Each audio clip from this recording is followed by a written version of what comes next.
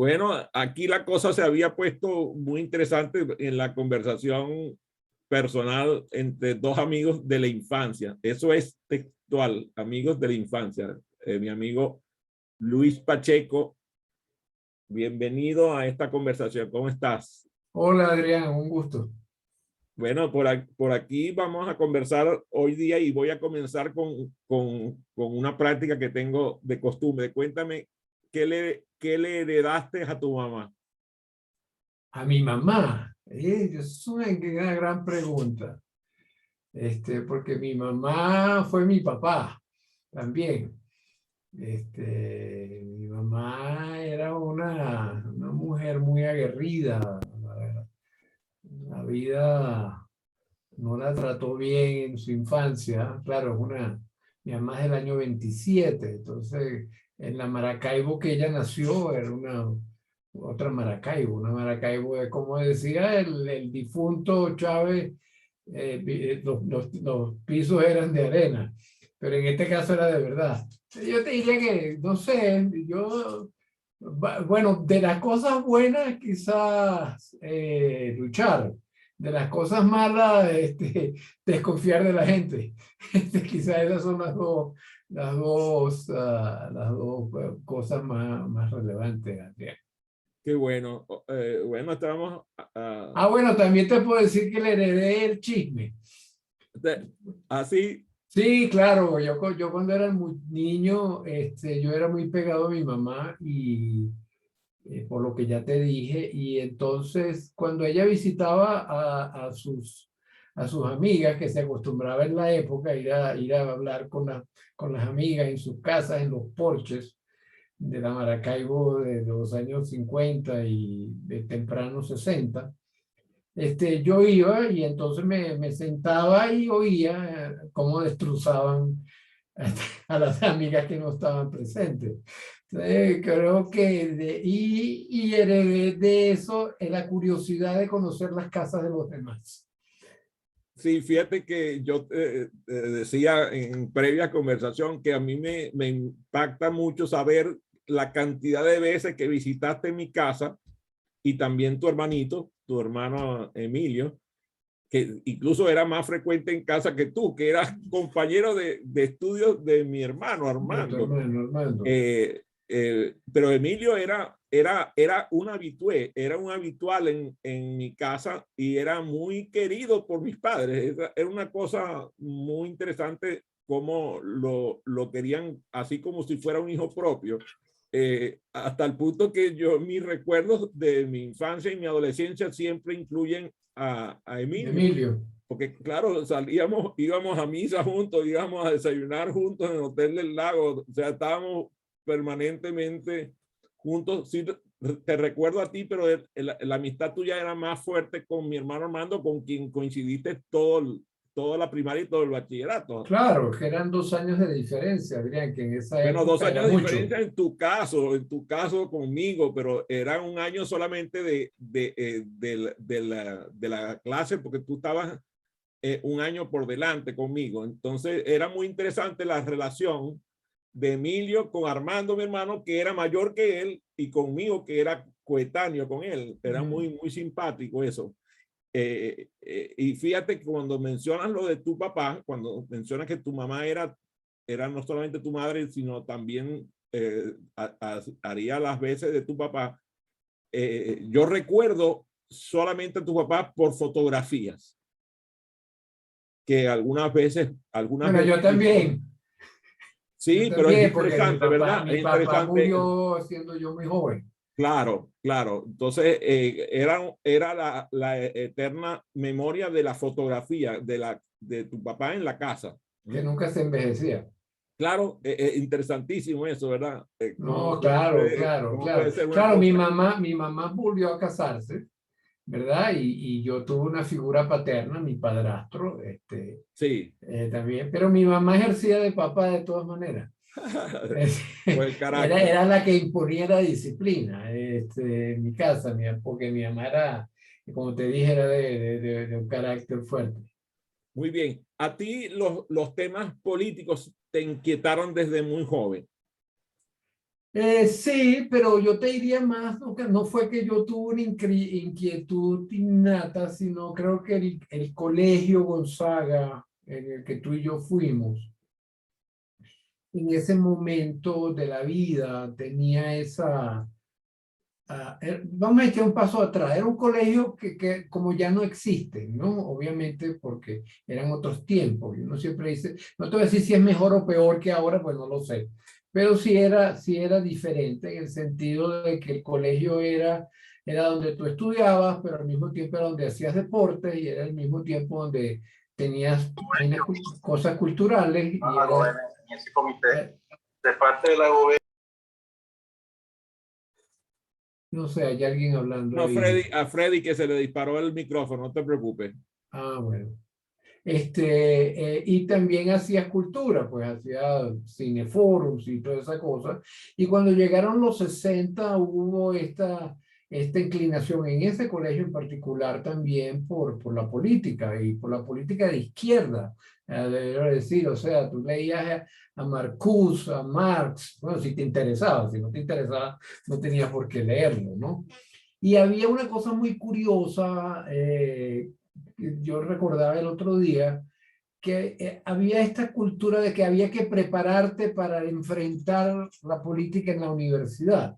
Al menos los 2 últimos años de bachillerato yo recuerdo que eso ocurrió y de hecho había unas cosas que llamaban los cursillos de cristiandad, donde te enseñaban a sabotear reuniones. Me acuerdo muy bien, entre otras cosas que a muchos amigos míos dirán que yo lo tenía innato. Yo creo que Pero yo no era Gustavo tan lo llevaron político. a esos cursos de saboteo de reuniones, porque Gustavo aprendió bastante bien. Creo que Eva también. Lo que pasa es que Sí. Eva es de los que tira la piedra y esconde la mano. Pero yo no era así, o sea, a mí me interesaba intelectualmente, pero yo nunca he tenido una vena política, al contrario de mi hermano que la tuvo en su momento. Oh, mucho, mucho. Además que Pero no, no, no, yo no comunicador, creo. como comunicador tenía mayores vías para comunicar ese planteamiento político. Originalmente yo recuerdo que nosotros fuimos los líderes de un movimiento que produjo la primera huelga en Maracaibo, que fue la huelga del aseo urbano, que recuerdo que el grupo nuestro tuvo una participación inesperada un asunto huelgario de una institución como era el aseo urbano, que tenía un impacto en la ciudad de Maracaibo. Así es, así es.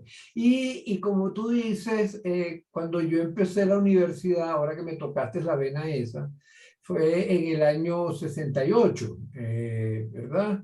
Que es cuando uno empezaba los cursillos antes de entrar propiamente a la universidad. En El enero preuniversitario se hacía llamaba uno eso. lo que llamaba el cursillo universitario, que lo pasabas por asistencia, no presentabas exámenes, simplemente era una manera de mantenerte ocupado para que...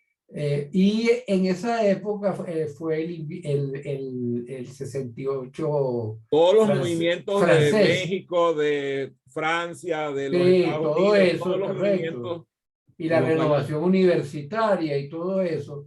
Pero eso me lleva a la anécdota que te quería contar. Entonces, bueno, en la universidad había marchas y había marchas contra esto, contra aquello. La universidad, la Facultad de Ingeniería, Freddy se acordará también, ahí quemaban los camiones de la Coca-Cola o de Cada porque eran Cualquier cosa que sonaba gringo. cualquier cosa que sonara gringo. Y recuerdo muy bien, porque esto me cambió a mí la vida, esta anécdota que te voy a cambiar. Un día salimos a marchar, porque estaban los gringos bombardeando Camboya, entonces había que protestar contra los bombardeos de Camboya.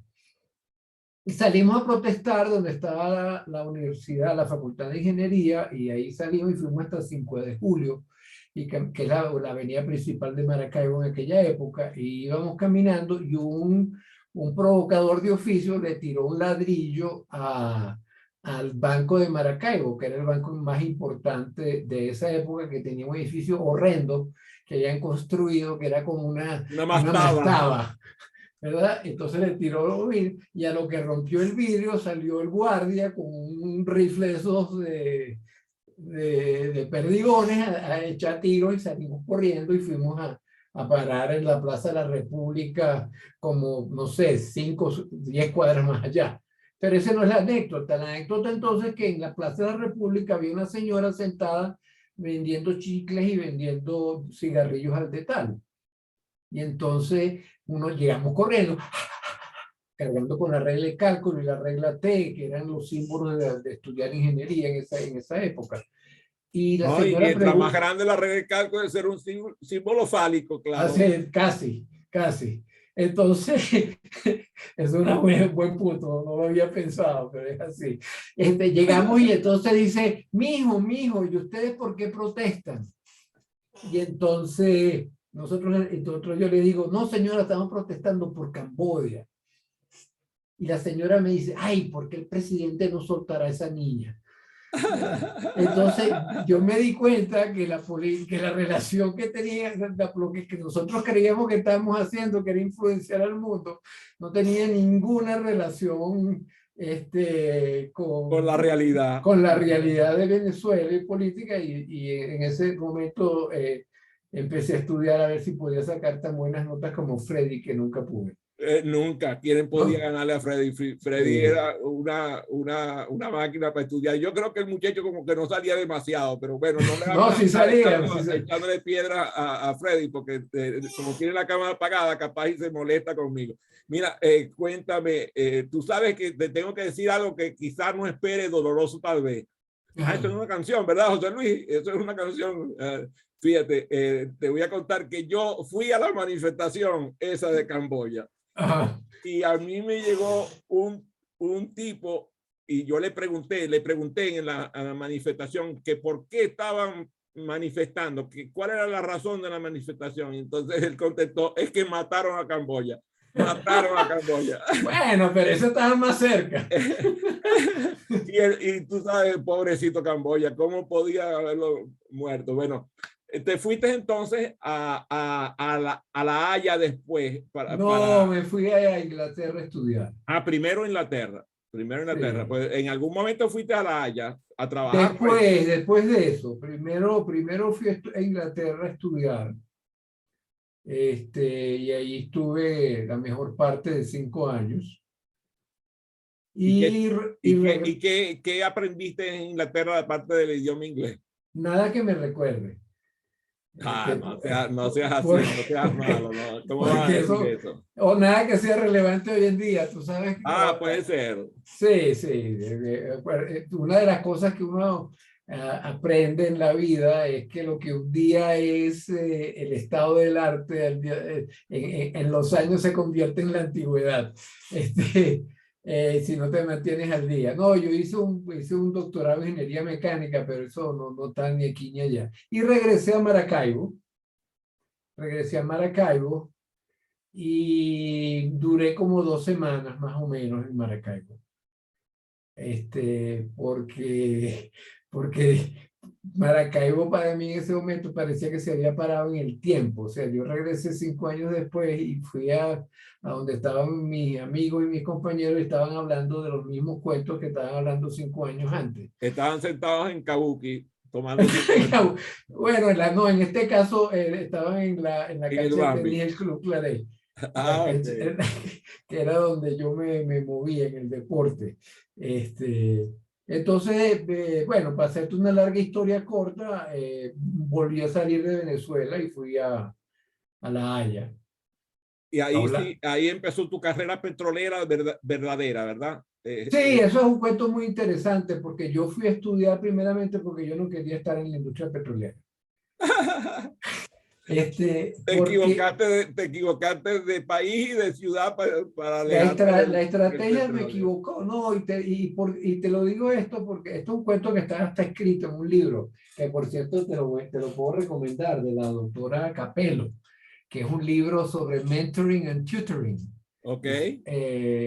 Yo después te mando los detalles. Por favor. Que son yo sé que ese es el tema que a ti te apasiona. Me apasiona. Y estas son entrevistas con diferentes gente para que hablen sus experiencias. Y yo en ese libro les cuento que con mi padrastro, y volvemos en el círculo, trabajaba en la industria petrolera. Y ese era un tipo que se levantaba a las 4 de la mañana para ir al lago de Maracaibo y regresaba después a las 6 de la tarde. Religiosamente iba a hacer deporte y después regresaba a la casa y trabajaba hasta las 12 de la noche. Entonces, cuando yo veía eso en mi casa de muchachos, decía, no, eso no es una vida para mí. O sea, eso de trabajar en una industria que se tenga que uno trabajar tantas horas diarias no sirve. Entonces, como esos eran los mejores trabajos que había en aquella época en Zulia, ese era como tu destino si querías, si te gustaba eso. Yo fui a estudiar tratando de escaparme de eso, porque me parecía que la vida de profesor universitario era mucho más tranquila que trabajar en la industria petrolera. Pero bueno, el balancín me volvió a agarrar 6 años más tarde y caí y inicio mi carrera en industria petrolera y con Shell. Y cuéntame, ¿qué aprendiste en Shell? Nada que sirva hoy tampoco. No, mira, varias cosas pudiéramos decir. Yo creo que más que Shell aprendí de Holanda. Lo mismo que en Inglaterra. ¿Qué aprendiste en Inglaterra? Aprendí más de Inglaterra que de lo que me acuerdo más de eso, obviamente. Pero hablando de Holanda, mira, Holanda yo recuerdo que en Venezuela la gente decía que la Shell era una compañía mucho más, ¿cómo te diría? Mucho más innovadora que las otras compañías petroleras en el momento. Y era así, yo trabajaba en el laboratorio de investigación, que en el estado del arte. Entonces, puedes aprender ahí cómo se relaciona la investigación científica con hacer dinero haciendo petróleo. O sea, tienes primero esa relación.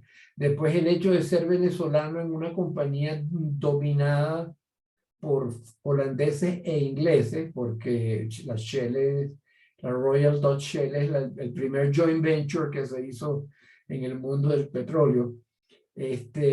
Me sirvió para entender las dos culturas mejores, porque esas dos culturas chocaban y yo era como suerte de intermediario, aunque nadie puede decir que yo tengo personalidad de intermediario, pero terminé siéndolo entre esas dos culturas.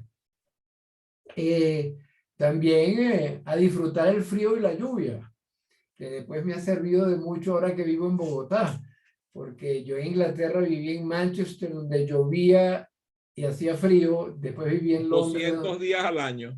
Sí, de hecho había un dicho que decía, no, ¿de dónde eres tú? Le dice, déjame adivinar. Así, bueno, adivina. Dice, ¿dónde eres? Ah, tú eres de Manchester. Dice, ¿cómo sabes tú que soy yo de Manchester? Dice, porque tienes los pies mojados. Y en lo mismo Holanda, ¿no? Entonces, aprendí que el tiempo... Los pies mojados no vive allí. Sí, aprendí, y ahora que me lo mencionas, y esto lo escribí alguna vez, que el clima no es dueño de tu personalidad ni cómo te comportas, que eso está ahí y hay que manejarlo. Y no puedes decir, estoy infeliz porque no veo el sol. Estarás infeliz porque estás infeliz, pero no estás infeliz por eso. Pero bueno, eso. Y trabajé muchas cosas de costa afuera, hablando ya de más cosas profesionales. Mi foco en ese momento era estructuras en aguas profundas. Claro, porque esa es una de las especialidades de Shell, las plataformas en ultramar. Eso es correcto. Y fíjate que para mí Holanda tiene un significado muy especial porque es el lugar donde hice la luna de miel con mi esposa. Okay. Fuimos a Ámsterdam y después fuimos a La Haya y la pasamos divino. La verdad que es un recuerdo imborrable para ambos. Ese es un país que a mí me parece delicioso. Cuando he estado, lo he disfrutado enormemente. Además que en mi temprana infancia, en mi adolescencia, las Antillas Neerlandesas tuvieron una presencia importantísima, hasta el punto de que en mi familia hacía qué cómico, hacía vacaciones de verano en Curazao. Ah, bueno, pero está bien, pues. Eso Pero no es ahora que cómico tú, eso, José Luis, no es cómico eso de hacer vacaciones de verano de Maracaibo en Curazao. Y en Maracaibo solamente hay dos estaciones, agua y no agua, lluvia y no lluvia. no, pero ahora que tú lo mencionas, yo, en aquella época, no sé ahora, porque ya han pasado casi 40 años en que regresé de Holanda. Eh, Holanda tiene una tradición de un país civilizado y de un país abierto.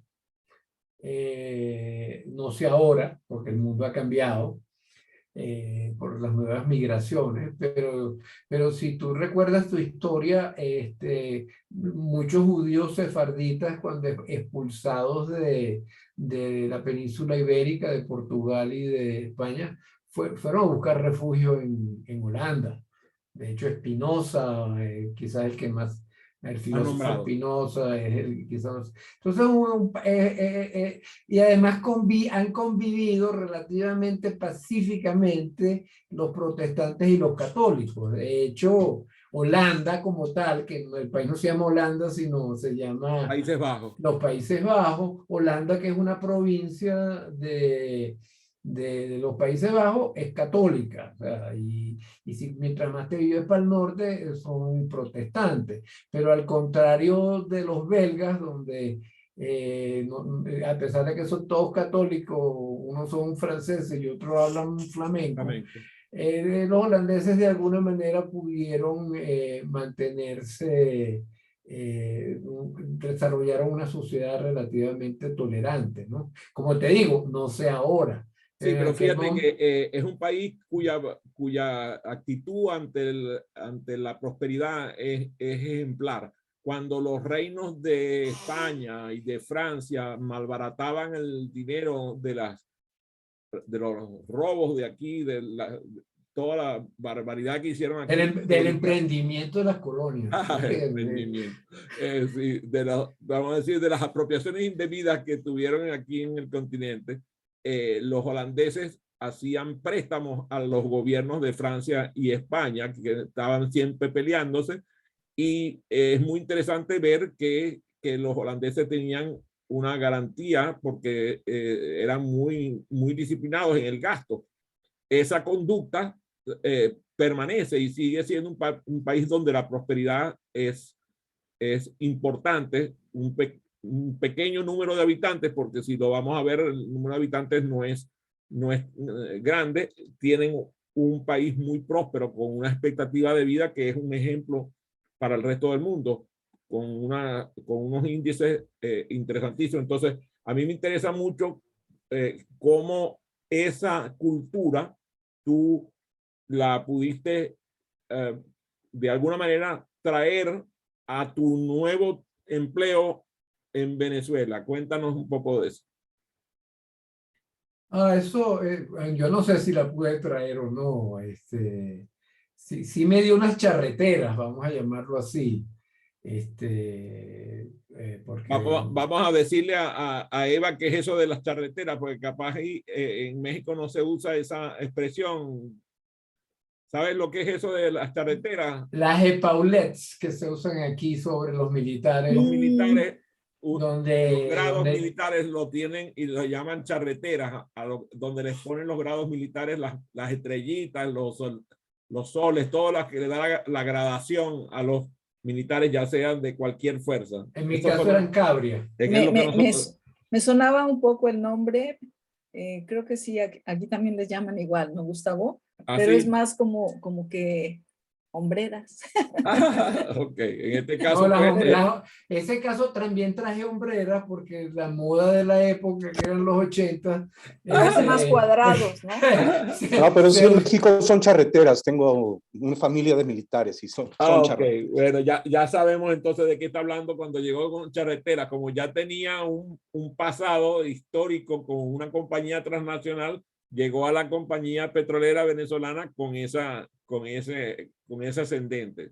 Sí, y bueno, la pregunta verdadera que tú me tienes que hacer es ¿por qué regresé a Venezuela? Porque lo que traje de Holanda a Venezuela no me parece tan interesante. Ah, sí. Bueno, Sí, pero porque alguien que está viviendo en un país... Contesta la primera y te hago la segunda. No, yo contesto esta que me hice yo mismo, porque yo creo que es más interesante.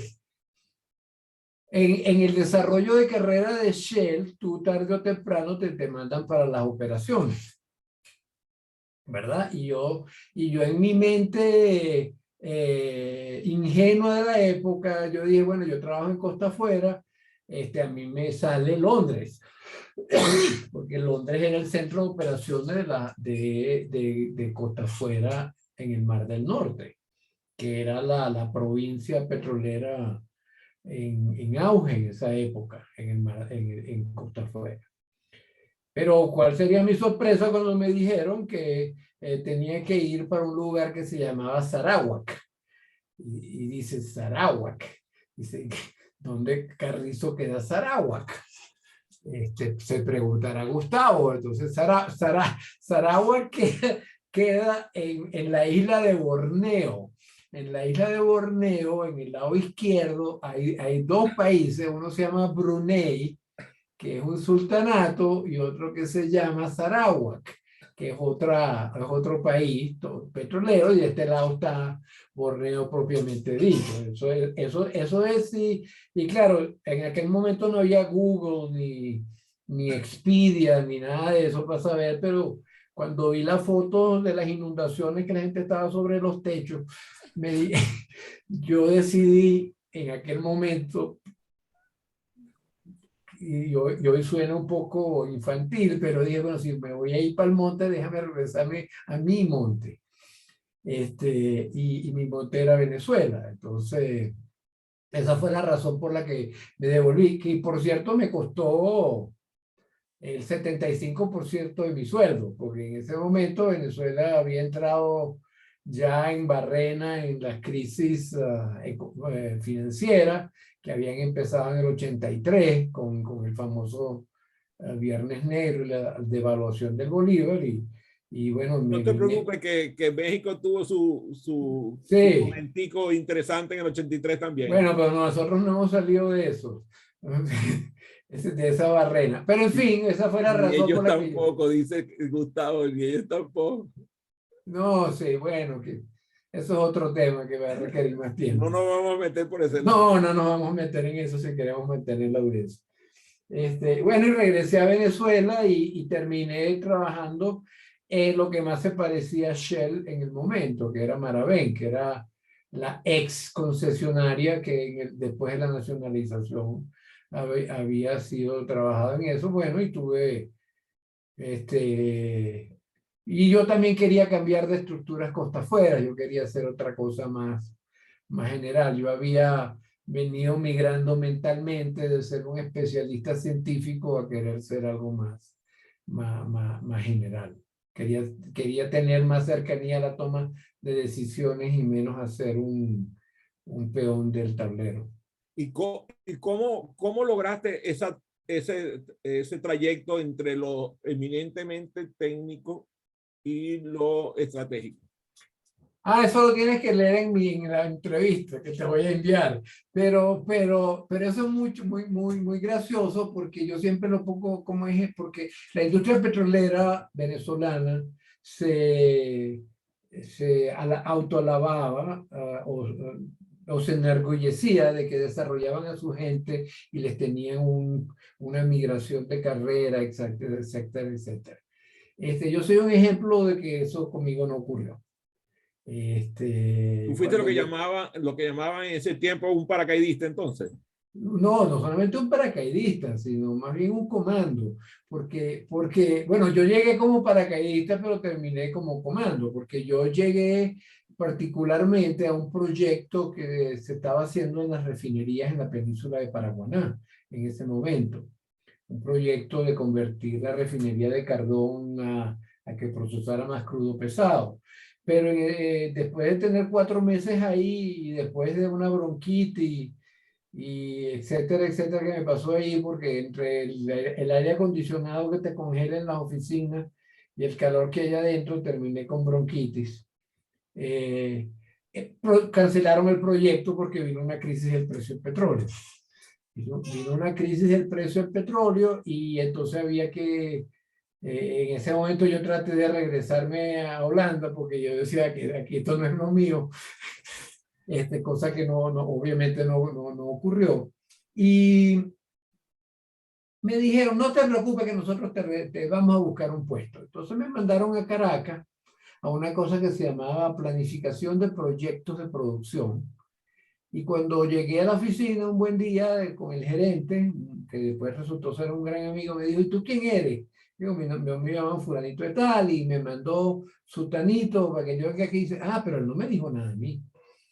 Entonces, yo no tengo puesto para ti. Híjole. Y entonces, qué bien. Y en ese momento suena el teléfono. Todo esto que te estoy cortando es verdad bíblica, ¿ok? Si es que la Biblia dice la verdad, pero bueno. Tómalo como una profecía. Llama a otro gerente de otro departamento diciéndole, tú no tendrás a alguien que me mande para hacerle las vacaciones a fulanito, porque fulanito se va de vacaciones. Y este otro ve la solución ideal para su problema, que era yo. Me dice, sí, aquí te tengo, ya te lo envío. Y me envían para esta otra gerencia que queda en otro piso, que resultaba ser la gerencia de planificación de exploración y producción de la empresa. Dios mío. ¿Verdad? Y ahí conozco yo una gente con la que yo he estado relacionada. Mira, yo te puedo decir que el gerente de recursos humanos no era José Luis Alfín en esa empresa. No. Esa forma de planificarle la vida a no, pero es que no ha terminado, el cuento. Entonces llego allá y me consigo con él y dice, ¿tú qué sabes hacer? Bueno, yo hice esto, yo hice aquello, tengo un doctorado en lo otro. Dice, pero nada de eso que tú sabes no sirve aquí. Dice, ¿tú sabes hacer evaluaciones económicas? Y le digo, bueno, yo estudié eso en la universidad. Estudié eso con Edgar Leal y Oscar. Exactamente, hace no sé cuántos años. Dice, bueno, allá enfrente está el centro comercial. En el centro comercial hay una librería que se llama Librería Técnica Tamanaco. Anda para allá y cómprate un libro que diga evaluaciones económicas. Te lo lees y hablamos en una semana. Entonces, bueno, tú dijiste que te contara. Yo te estoy contando. Entonces, para hacerte una larga historia, así paso yo a lo estratégico. Pero bastante poco ortodoxo. Pero con mucha suerte, porque era el lugar ideal para aprender de toda la actividad de exploración y producción sin tener que ir a explorar y a producir. Claro, es una ¿cómo se llama? Aprendizaje a fortiori, ¿verdad? Porque todo el tiempo estás metiendo la pata. Y de ahí, por razones que son muy largas de contestarte, pasé a la planificación de toda la empresa. Ahí sí, ese pase yo lo viví. De hecho, ese fue el reencuentro. Te volví a encontrar en esa posición. Sí, ahí es donde yo paso a ese lado también por razones que no tienen nada que ver con planificación de carrera ni nada de eso. O sea, estaba pasando por una esquina. Dice Eva que tu aprendizaje es probar y medir. Sí, prueba y error. Sí. Prueba y el resto de la carrera fue parecido, Adrián. No muy diferente. Muy, muy bueno, muy bueno. Cuéntame, y a todas estas, ya habían nacido tus dos hijas, ¿verdad? ¿En cuál parte? No, mis hijas, pasaste a esta nueva posición en como 3 o 4 años después nace mi primera hija. Imagínate, yo pensaba que había sido más o menos para esa época. No, estoy hablando del 94 cuando nace mi primera hija. Y esto que te conté todo es antes del 90. Muy bien. ¿Ya estabas en PDVSA entonces? No, cuando nace mi primera hija. No, cuando nace mi primera hija estoy en Vitor, que era una filial en Vitor, ¿verdad? Ahí nos llegamos a ver también, claro. Una filial de PDVSA Claro, quedaba ahí en la Mercedes. De crudo pesado. Sí, así es. Y la segunda nace en el 96, que yo estaba en Lagunilla, cuando finalmente el petróleo se vengó de mí y me dijo, aquí te tengo. ¿Cuántos años en total tuviste en Petróleo de Venezuela y sus filiales? 16. Wow, eso es una carrera ya de larga resistencia. ¿Tu salida de PDVSA te lleva a dónde? A la calle. Sí, o sea, no te fuiste a un empleo. No, no, no. Si tú recuerdas esa época, la percepción que teníamos una parte de los venezolanos era que el problema se iba a resolver rápido y que íbamos a regresar, ¿verdad? Y yo me paso los siguientes 2 años o algo así, 2 o 3 años, hasta 2 años, hasta el referéndum revocatorio. Me la paso dando charlas, vamos a decirle, haciendo activismo político, vamos a llamarlo así. Haciendo tiempo para que cambiaran las cosas. Bueno, haciendo tiempo no, trabajando para que cambiaran las y cosas. trabajando para ello, claro. Sí. Sí, ya cuando el referéndum revocatorio se pierde o te lo roban, yo no sé, me interesa en este momento. más ese verbo. Sí, no, yo creo que se perdió y punto. Se perdió porque el triunfo no fue aplastante. Si hubiera sido aplastante, bueno, esos 500,000 votos no se hubieran. No sé, irrelevante en este momento. En este momento ya. Y en ese momento sí, entonces empiezo a buscar qué hacer, porque obviamente había que mantener una familia. Y entonces voy a CanTV, que en ese momento era una empresa privada. Así es. ¿Verdad?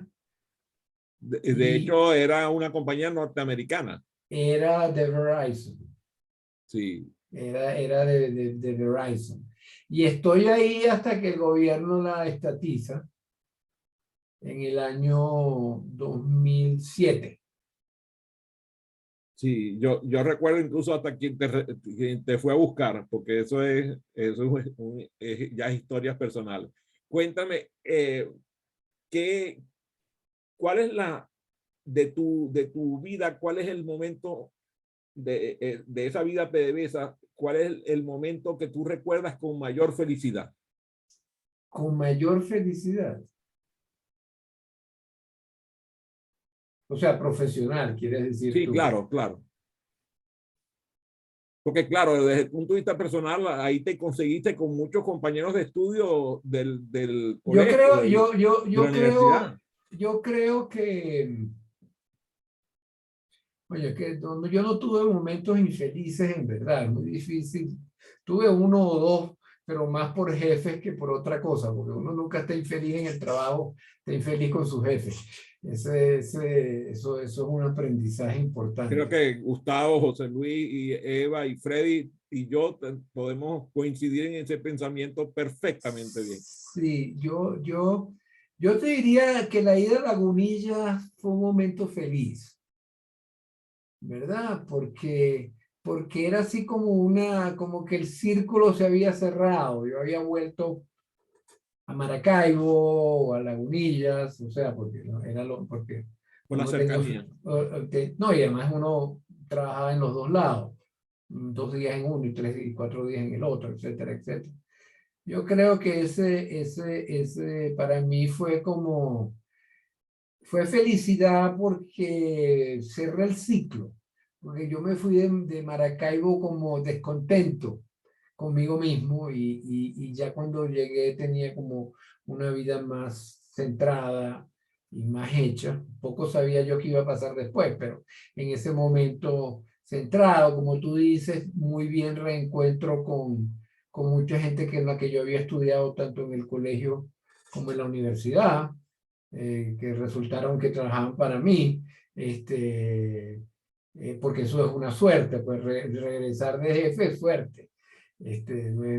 Decía George Orwell cuando escribió un libro que se llamaba Adentro y afuera de París y Londres, que que él aprendió 2 cosas en ese periplo que hizo, que uno, a nunca disfrutar la comida en un restaurante caro porque él había trabajado en la cocina, y la otra cosa que había aprendido es que la única diferencia entre él y un mendigo era un golpe de mala suerte. Entonces yo no he tenido esos golpes de mala suerte, o si los he tenido, pues, me he recuperado. Pero entonces yo llegué con un golpe de buena suerte a Lagunilla, se cerró un ciclo, aprendí a valorar mucho más aquello que decía, que miraba con desdén, que era que la gente trabajaba 12 horas o 14 horas produciendo, como te dije al principio. Llegué a apreciar al trabajador petrolero, el amor que tenían por la Por los actividad hierros. por la actividad que hacían. Sí, No, yo claro. no tanto por la Y sobre actividad. todo como ingeniero mecánico, el amor por los hierros a veces no lo pueden comprender los que no han estado cerca. Ahora sí, felicidad, sí, tú puedes decir que no sé si eso es felicidad, pero sí estar, coño, como lleno, satisfecho con lo que hacía, pues. Muy bien. Y entonces, al salir de la industria de telecomunicaciones, ¿a dónde te fuiste? Fui a México. Bueno, estuve en Argentina un rato y después fui a México, porque en México ya a la sazón, aquellos que no habían metido al activismo político, petroleros venezolanos habían decidido reconstruir su vida profesional, y había en México un contingente importante. Y el principal contingente estaba liderado por Luis Vielma, que era Claro, un amigo muy querido. que había sido parte y que todavía sigue allá, pues, cuando construyó una nueva vida, una compañía. Y yo fui a trabajar con él porque México en aquel momento, te estoy hablando del año 2007, estaba pensando en su apertura petrolera. Y había contratado a Luis Vielma, su compañía, como asesores. Y entonces, como en Venezuela veníamos de esa experiencia. Entonces él me llamó y trabajé con él unos 3 o 4 meses. No duré mucho porque yo sabía que eso era temporal, y vine aquí a Colombia. Fíjate que el proceso de la apertura venezolana fue de un éxito descomunal. Yo, como sabes, vivo aquí en los Estados Unidos y tanto las compañías norteamericanas de PDVSA como las compañías europeas de PDVSA son un ejemplo de que los venezolanos hicieron un trabajo maravilloso a la hora de poner los ojos sobre las diferentes actividades, tanto de refinación como hasta de manejo y comercialización de petróleo. O sea, ahorita la situación de la circo es una cosa así como muy interesante de entender, porque está en manos de un gobierno que no es el gobierno del país. Muy interesante eso, ¿no? Eso es otro programa. Pero lo que sí está visto es que hubo mucho éxito en la selección de las inversiones internacionales. Bueno, y las internas, porque lo que estamos hablando es de la apertura, no de la internacionalización. Sí, pero me refiero que el proceso de internacionalización fue una combinación entre lo que aprendimos en el proceso de apertura, porque si no hubiera habido apertura, no hubiera habido proceso de internacionalización. No, tu memoria te traiciona. Es al revés. Sí, primero fue la internacionalización y después fue la apertura. Pero en fin, yo creo que tú tienes razón de que fue un proceso exitoso, a excepción de que el sistema inmunológico político no se manejó lo suficiente, y después cuando hubo los cambios, Claro. que un poco lo que está pasando en México también, pues que no, los tecnócratas no nos terminamos de dar cuenta que hay una venta política que es necesaria hacer, ¿verdad? Y que creemos que la razón técnica prevalece cuando hay razones que la razón no entiende, como decía alguien. Sí. A ver, Eva, adelante con tu pregunta. Me gustaría entender un poco mejor la diferencia entre internacionalización y apertura. Ok, gracias. Sí, eso, Gracias. gracias. Sí, lo que pasa es que nos ponemos parroquiales a veces. La internacionalización es una estrategia resultado de entender que las reservas petroleras venezolanas estaban tendiendo a ser cada vez más pesadas, es decir, las de crudo liviano se venían agotando y lo que te quedaba y venía creciendo eran las reservas de crudo pesado. Pero que en aquella época, te estoy hablando de mitad de los 80 hacia adelante, el sistema refinador, sobre todo en tu mercado natural, que era en el Golfo de México, en los Estados Unidos, no estaba preparado para refinar ese tipo de crudo. Entonces lo que se decidió fue comprar, entre comillas, el mercado. O sea, hacer inversiones en tus mercados naturales, en refinerías, para acomodarlas para que pudieran procesar tu crudo. Eso es lo que se llama la internacionalización. Y eso terminó teniendo refinerías en Europa, refinerías en Europa y hasta 6 o 7 refinerías en los Estados Unidos, de las cuales hoy solo quedan 3. Porque después el gobierno que siguió las decidió vender por razones que no vienen al caso. Esa es la llamada internacionalización, que también tenía otra arista, si tú quieres, que era tratar de vender productos en Latinoamérica, que era el mercado creciente, en Brasil, en Argentina, en el Caribe. En vez de vender crudo, vender eso, entonces tú sabes, abanderar estaciones de servicio, todo eso es considerado internacionalización y todo eso se hizo hasta el año 99 o hasta el 2002. En el 2002 es que cambia el rumbo. La apertura es parecida a la apertura mexicana. ¿En qué sentido? La ley de nacionalización del petróleo del año 75 le daba un monopolio al Estado en toda la actividad de producción, refinación y comercialización al Estado venezolano. La apertura era usar unas ventanitas que tenía esa ley en aquel momento para traer de vuelta capitales privados extranjeros al país para poder crecer la producción, porque tenías más oportunidades que capacidad de inversión. Y eso atrajo alrededor de, en aquella época, como 23.000 millones de dólares a Venezuela y, no sé, más de 25 compañías diferentes. Esa es la apertura. Gracias, Eva, por tu pregunta. Gracias, Luis. Cuéntame cuando... Solo una más. Adelante, adelante. Dale. Adelante. ¿Y Sí, dónde están esas 25 empresas hoy? Bueno, ha habido ese es otro tema muy interesante, porque aunque los gobiernos que vienen después del 99, Chávez y Maduro, tienen un discurso de nacionalismo, y de hecho cambian las reglas hasta tal punto que hay algunas compañías que se van, hay otras que se quedan. Por ejemplo, compañías como Conoco o Exxon deciden irse y demandan al gobierno en demandas que todavía están por resolver. No están por resolverse, están por ser pagadas, porque ya los juicios se resolvieron en contra del Estado.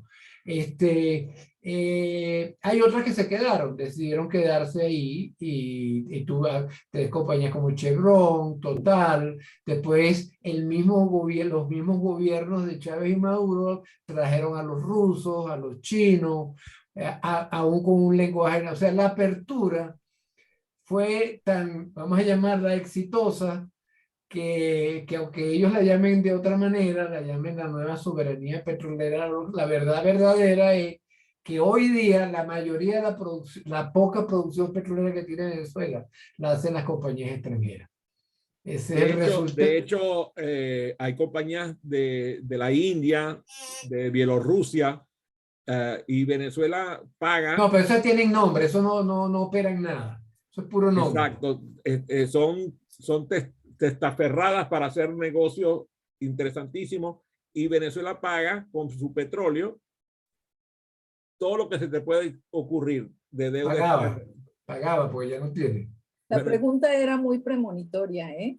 Para saber espero que la medio sonrisa de Marcial no se convierta en realidad, porque tú sabes que Marcial tiene la mala costumbre de predecir muchas cosas con muchos años de antelación. No va a pasar en México, espero. Sí, sí, no, pero lo que tú tienes, aunque puede pasar, también no nos olvidemos para ser totalmente robustos en el análisis, que el impacto que tiene el petróleo en la economía mexicana no es el mismo, que es mucho menor que el que tenía en Venezuela. O sea, México tiene una economía mucho más robusta más allá del petróleo.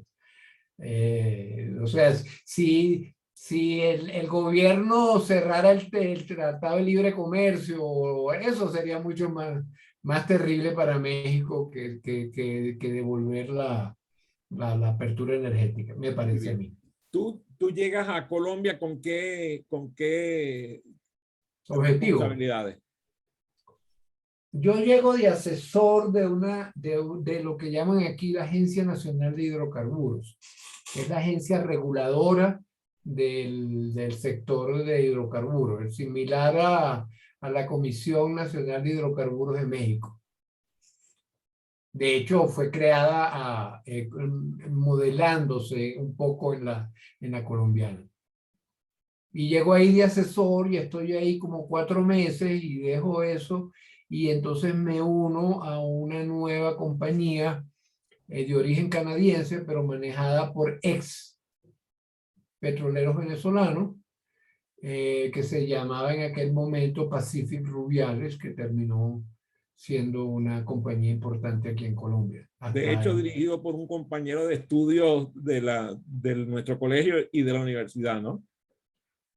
Yo no sé, no. Pantin no es gonzaguista también. No. Pantic es demasiado aventurero para ser ignaciano. No. Los jesuitas han formado gente maravillosa, entre ellas tú. A mí me encanta esta conversación. Me gustaría que la cerráramos con 3 comentarios tuyos. 1, 2 y 3. Primero, ¿qué es lo que has tenido que desaprender hoy? Hoy día, Hoy, ¿qué has tenido que desaprender hasta el día de hoy? Me tuve que, o sea, las nuevas circunstancias me hicieron desaprender. Los afectos a la tierra. O sea, yo hoy día no puedo regresar a Venezuela por temas que no vienen al caso, ¿verdad? Pero yo creo que yo no me considero ni exilado ni refugiado, pero sí, la verdad es que no puedo regresar a Venezuela. Entonces eso me hace a desaprender que la felicidad está en la tierra y está más bien en tus relaciones, en tu familia, etcétera, etcétera. ¿Cuál es el proyecto más importante que tienes? Hoy día, llegar a mañana. No, el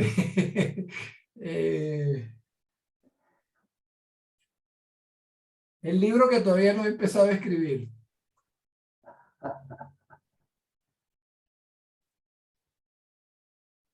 ¿Y sobre qué va a tratar? No, pero esa es la misma pregunta. Tiene que decirme otra diferente. Pues lo mismo, eso es un apéndice del anterior. Es un adendum a la anterior. Mira, no sé, porque es que parte del problema con la escritura del libro es decidir el tema. La mayoría de los temas interesantes que yo tengo, no los puedo escribir, porque como decía un ilustre venezolano, el doctor Jacopini Zárraga, uno no escribe... José Jacopini Zárraga, gran persona, una persona muy cercana a mí. Él decía, y él nunca escribió nada, tenía una mente brillante y se sabía la historia venezolana con pelos y señales. Y un día le preguntaron, ¿y usted por qué no escribe de lo que ha vivido? Y dice, porque uno no habla de cocodrilos cuando todavía está cruzando el río. Wow. no había escuchado ese comentario del doctor Jacopini. ¿Cuál es la creencia más importante que tienes hoy? La creencia. Eso sí es una pregunta. Tú me deberías haber advertido de esto. ¿Sabes cómo se llama esta sección de entrevistas?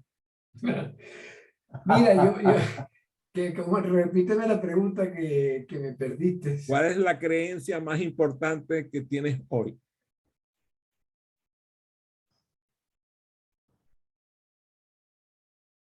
Uy, te voy a responder de dos cosas. Yo te voy a responder cuál es la mayor aprendizaje que he tenido y después te llevo a la creencia.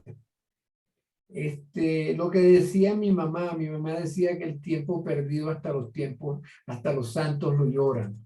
Y yo creo que uno llega a algunas etapas de la vida y dice que he perdido mucho tiempo, ¿verdad? Y yo creo que se me olvidó la pregunta otra vez, no puede ser. Y te la repito, que ¿cuál es la creencia más importante que hoy tienes?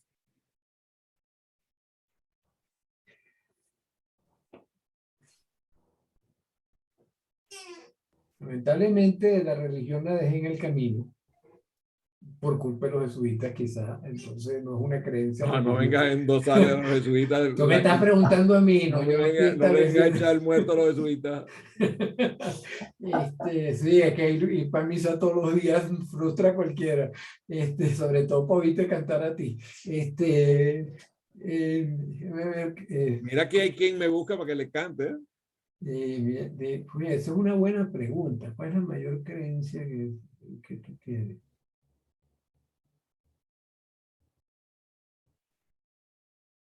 O sea, yo no sé, la verdad es que es una pregunta. Dime cuál es la tuya. Que la fe en Dios da sentido y objeto a mi vida. Por eso es que...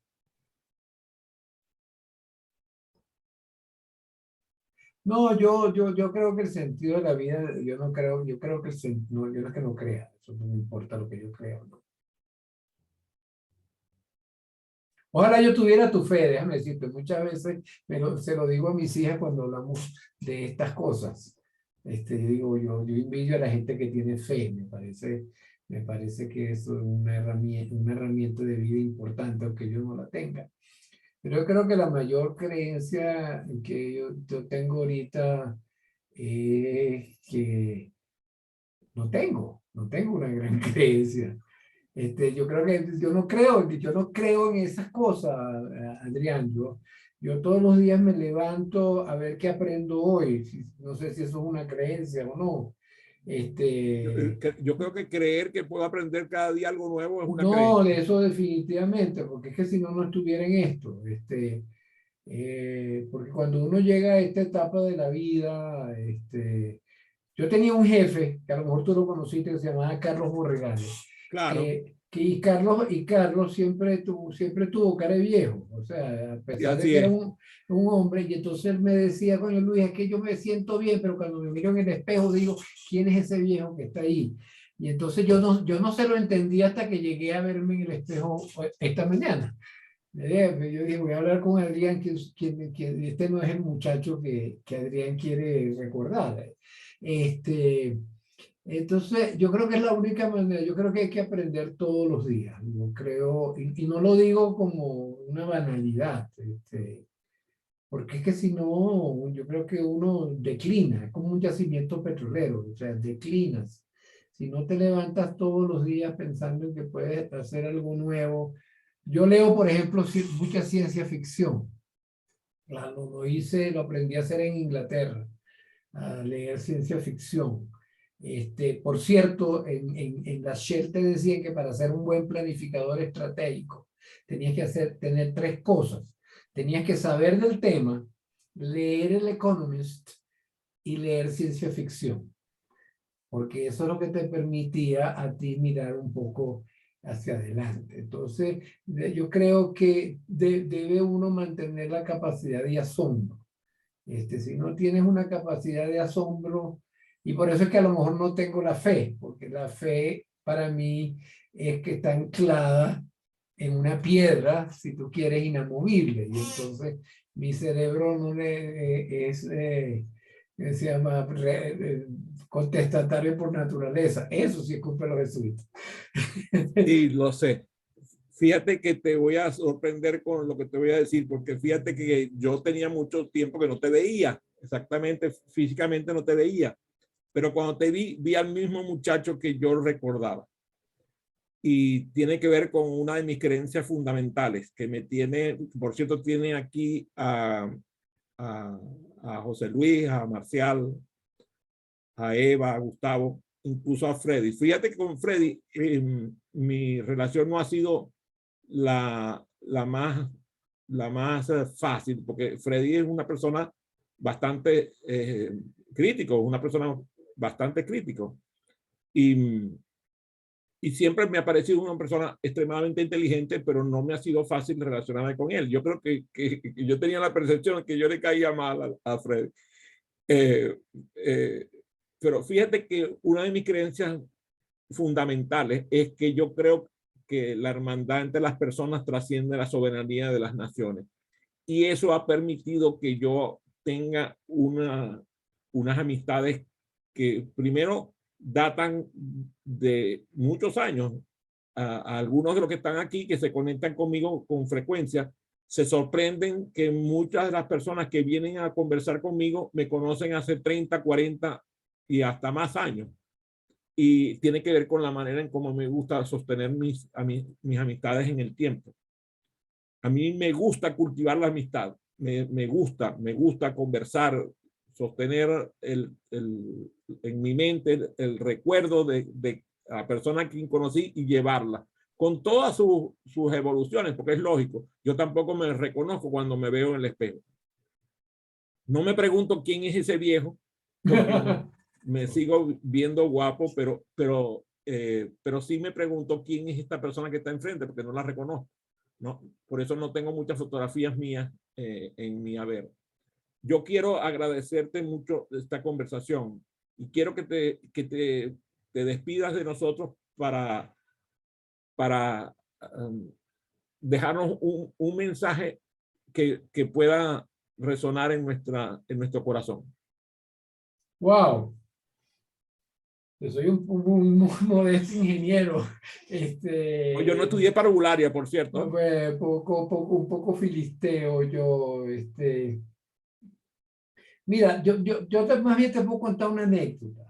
Más bien, más que un mensaje. Y hace unos años, estando yo acá, conocí a otro venezolano que vive acá, que es médico psiquiatra. Muy bueno, por cierto, junguiano. Y empezamos a hablar en mi casa y llegó un momento, yo no lo conocía, o sea, era la primera vez que estaba en mi casa. Y bueno, tú sabes, en esa esgrima que uno tiene con la gente cuando la está conociendo, yo no soy muy político, que digamos. Entonces terminamos con que él decía que yo era un refugiado político. Y yo le decía, no, yo no soy un carajo de refugiado político. Y decía, yo no soy refugiado político. Digo, no, pero es que tú esto, aquí. Y digo yo, no, yo no soy refugiado. Yo lo que me ha pasado es que la vida me ha traído aquí, a este momento. Como me llevó a Holanda, como me llevó a Caracas, como me llevó a México, como me llevó a Buenos Aires. Y esto es lo que me toca ahora. Ponerle una etiqueta a eso me quita la oportunidad de vivir esta experiencia y me quita, y lo que hace es atarme a un pasado que yo no sé ni siquiera si existe. Ya, bueno, el pasado no existe por naturaleza, pero yo creo que eso es, que eso es lo que me ha permitido a mí eso. O sea, cuando yo me mudé de un lado a otro, yo no estaba pensando, ¿cuándo voy a regresar a no sé dónde? O sea, y ahorita no lo hago. Me gustaría ir a Venezuela y ver el Cerro del Ávila y caminar por los campos verdosos. Sí, me encantaría, pero yo no paso pensando en eso todo el día. ¿verdad? Porque si no, no disfrutas el momento en el que estás. Entonces, por si cierto, eso te hago sirve. notar a la audiencia la omisión expresa de su pase por Inglaterra, que ya lo había dicho en algún momento. No, ¿Se acuerdan lo que dijo de Inglaterra? ¿Se acuerdan lo que dijo? ¿qué dije? Que no tenía nada que... ¿Te acuerdas que le dije que aprendió en Inglaterra y salió con que no... Parece que el pase por Inglaterra como No, que... es lo mismo, es lo mismo, es lo mismo, es lo mismo. Fíjate que a mí me tocó, y con esto sí termino, a mí me tocó ser coetáneo con la primera generación de mariscal de Ayacucho, de cientos de venezolanos que salieron afuera Miles. becados. No, pero en Miles. Inglaterra Okay. había cientos en ese momento. Y yo no me junté con ellos. Yo no me junté con ellos porque no me permitía disfrutar Inglaterra y aprender Inglaterra y disfrutar los chistes. ¿Qué fue lo que yo aprendí de Inglaterra? Eso precisamente. Aprendí a El separar. humor cínico, eso fue lo que aprendiste. Bueno, eso siempre me han dicho que lo he tenido, pero no voy a decir que lo perfeccioné, pero yo creo que en Inglaterra aprendí. Fíjate que yo lo que hacía era oír radio de noche. Pues cuando yo llegué a Inglaterra no hablaba inglés y yo oía radio. Y entonces en la noche lo que hay son reclamos políticos y chistes groseros en aquella época en la radio. Entonces, Sí, ahorita voy. Entonces, bueno, eso es. Son muchos años. Inglaterra ya no. Inglaterra he regresado muchas veces, Adrián, pero ya decidí no regresar más. Está bien. Hiciste un Brexit con ellos. Hice un Brexit, sí, porque ya no es, porque yo muchas veces traté de buscar